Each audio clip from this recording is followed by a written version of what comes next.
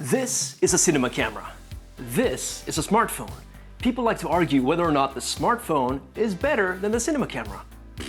Hey, it's John Bear, so happy to see your beautiful face, and in this video I'm gonna tell you why comparing these is not the right question.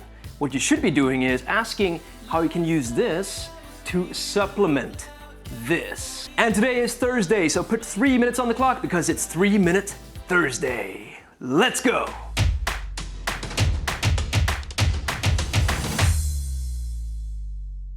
So recently I went to a trip in Jordan. For those of you who don't know where Jordan is, that's the place where Indiana Jones went in The Last Crusade. We went to see the Petra, and I tried to mimic some of the shots from the Indiana Jones movie. Now, since I was traveling and I wanted to challenge myself to use my cinema camera on a travel, I limited myself to just using one lens, which was this 25mm Metacon Speedmaster T1 cinema lens. Yeah, T1. Now, 25mm on a Micro Four Thirds sensor makes it to like a 50mm equivalent, making it a pretty tight lens, which gives you that nice cinematic look, at least what I feel is cinematic. However, when you're traveling, you want some of those wide shots as well. Using wide shots is a much better way to show off the environment, whereas having a tight shot is better to show off the people, the characters. Alright, so why am I talking about this Jordan trip all of a sudden? Well, because in my Jordan 4K travel video that I posted on my channel about a month ago, I actually had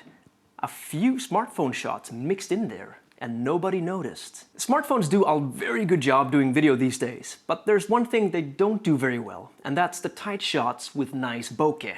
Which I know the newest iPhone 13 and whatever tries to do like simulated bokeh, but it's never gonna be the same. However, what smartphones can do very well are wide shots. So essentially during my travel, my iPhone was my wide camera lens, and then I used the tight lens on the Blackmagic the whole time. By using these tools together, rather than talking about how one of them is better than the other, I was able to create something that I was super proud of. I would even say that for wide shots, smartphones almost are better than cinema cameras these days because they do this simulated dynamic range thing where they will have the sky perfectly exposed just through the software. What the iPhone does, and many other smartphones do, is that they combine many different images into one image, simulating more dynamic range. So they have some sort of computing power behind it, whereas a Blackmagic cinema camera just captures the raw image on the sensor, which has a lot of dynamic range, but you still have to play with it in post,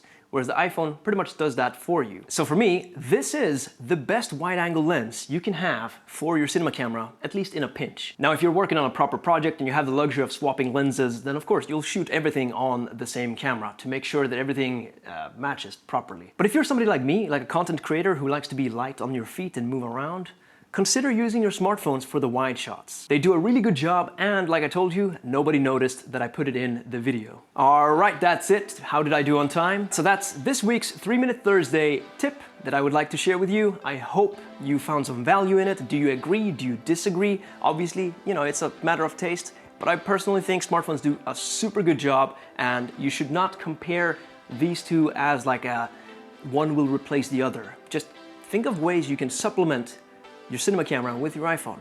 That's it. If you enjoyed this video, then I challenge you to share it with one of your friends because I am sure that they will enjoy it as well. You can also find me on Twitter and Instagram. And finally, I want to ask you, please, please, please like this video and leave a comment down below. That way you tell the algorithm gods that this is great content. And finally, subscribe to the channel if you want to see more from John Bear. And I will see you in the next video. Bye-bye.